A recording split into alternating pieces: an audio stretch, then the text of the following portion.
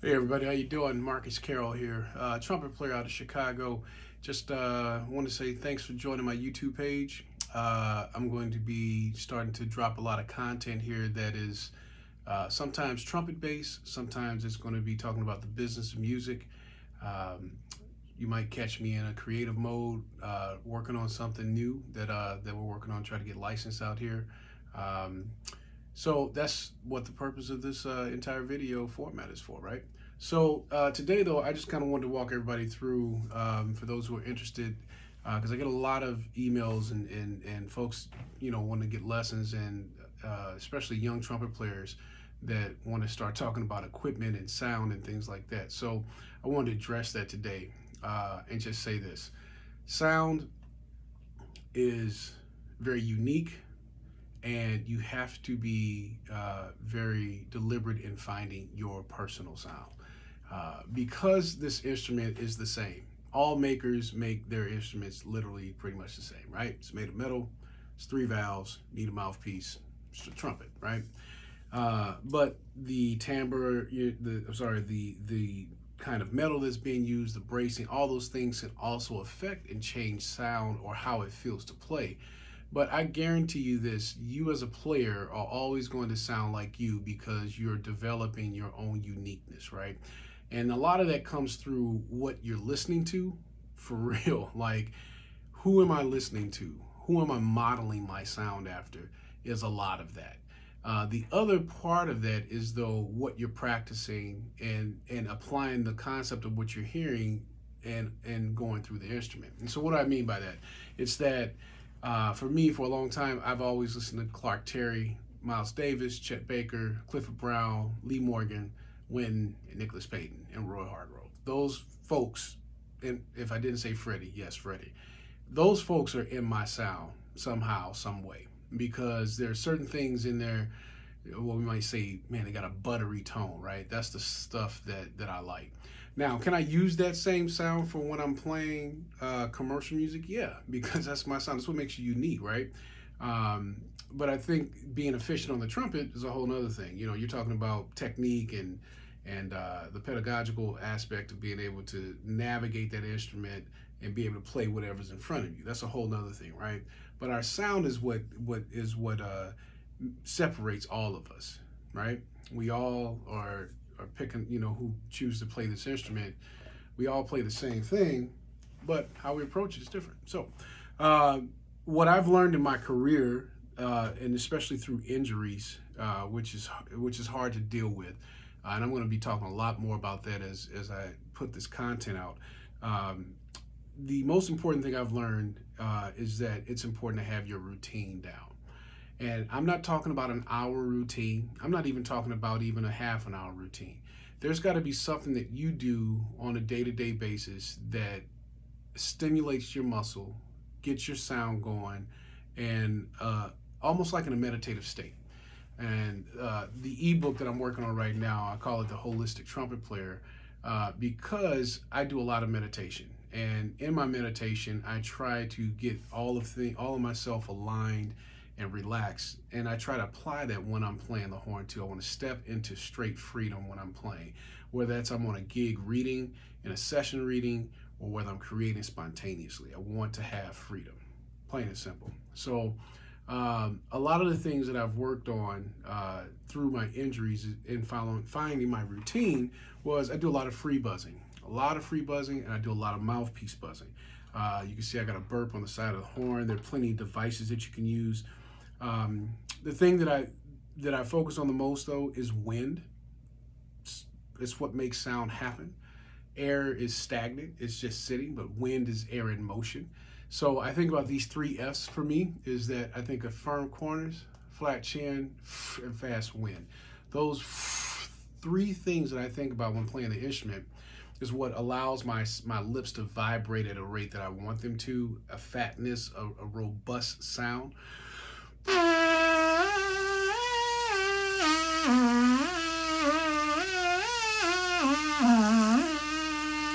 Now, some people are going to say free buzzing, it doesn't work. It's not the same. You got to remember you're an up an octave, blah, blah, blah, blah, blah, right?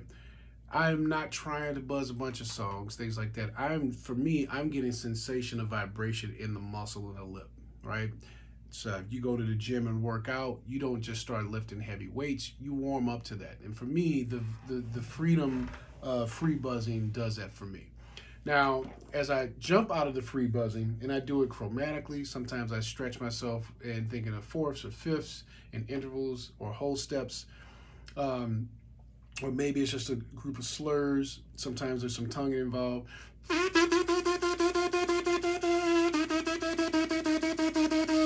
I want to get everything kind of moving forward. That's the whole thing. Is everything is always in this forward motion, right? So when I go to the horn, actually the mouthpiece, I'm thinking the same thing.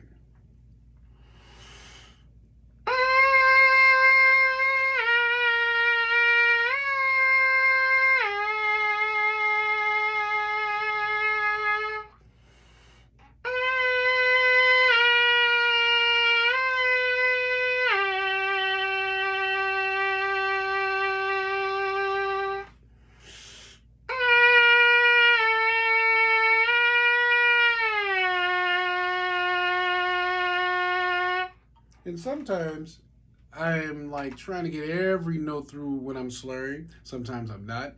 I have no real direction, and I want to be very clear on this. There's no real like I'm playing this note every time.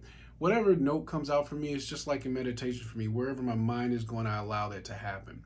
So maybe today, I might have started on that pitch today. Maybe tomorrow it's this one because that's just where it is, right? And I'm going to take it for where it is. I'm not going to try to force anything, right? I'm trying to stay in that space of where that note wants to be, and I move around that and allow myself to make music happen, even in mouthpiece buzzing, right?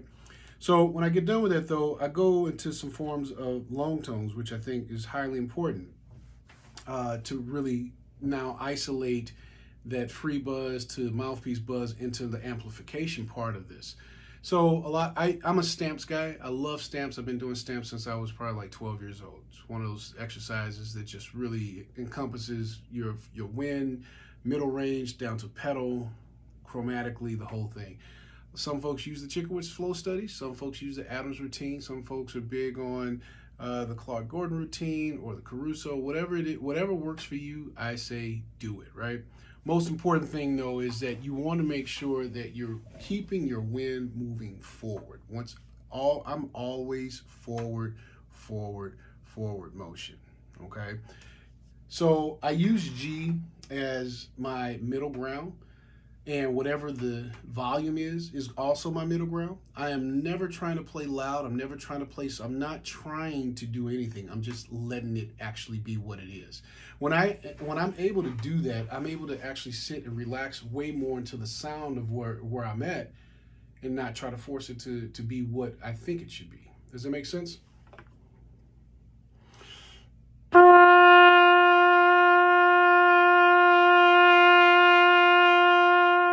me, that's a mezzo forte maybe.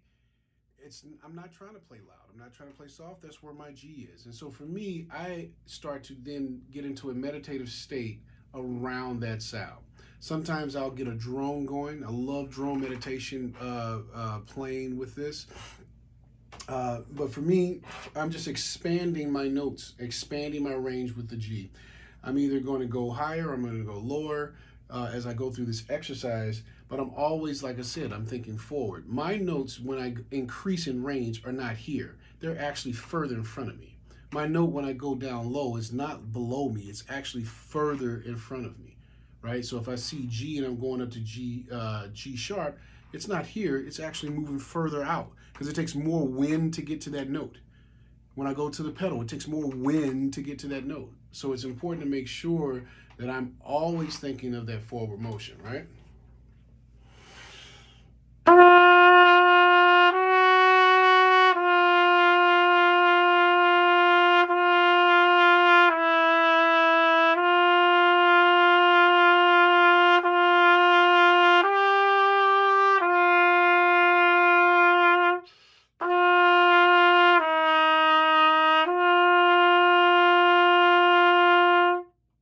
For me, that is a meditative way of playing. just sitting in that sound, focusing on trying to keep that sound nice and warm, making sure that if I am thinking anything about the embouchure, is that this part stays nice, sealed, and firm, while this center is just it's massaging with the wind and massaging the sound more than anything. This is as flexible as it could possibly be, because the more flexible this center is for me, the more vibration I'm getting, which means there's more resonance in my sound, and it's getting that thick butteriness that I like about playing the trumpet. You know, there's something about that. I've never been one of those guys that's like, got to play a bunch of high notes. I can play high notes, but I don't like the piercing brightness and brittleness sometimes that some folks can get just from playing high notes. That's not music to me. I'm trying to use this instrument to create music, and if I approach my practice in that way, I'm going to see more success in performance, plain and simple. So I hope this little tidbit might have helped you.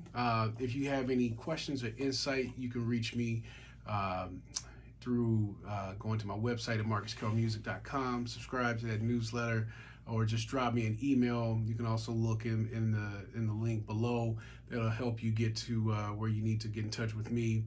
I'm going to be, like I said, dropping more content, because I think it's important that we all share some of the knowledge that we've picked up along the way and pass that along to folks. All right. So until then, y'all keep playing, keep working on your sound, stay in that meditative state, and remember, it's all about the win. All right.